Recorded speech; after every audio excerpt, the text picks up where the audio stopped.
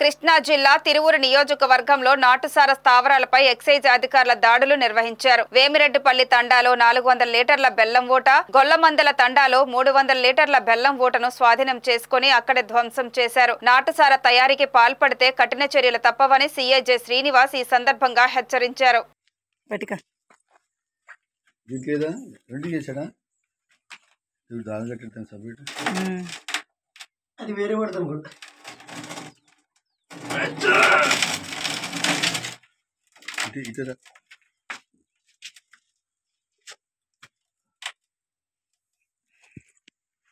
కొంచెం తోడు బాలు పడిపోతుందండి, బరువు ఉంటుంది. నీకు అది అడ్డొస్తుంది బాలు, వంగదు.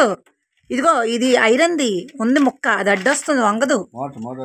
అసలు వంగదు, ఖచ్చితంగా తోడాల్సింది అది.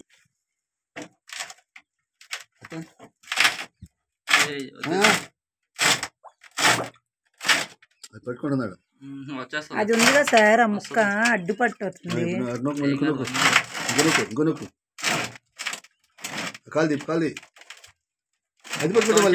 దానిపైన పెట్టేసే కాలు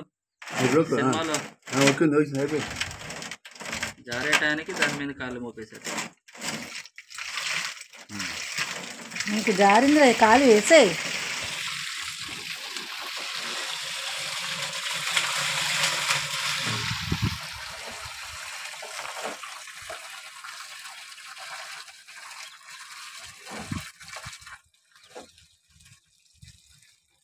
ఇదే బకెట్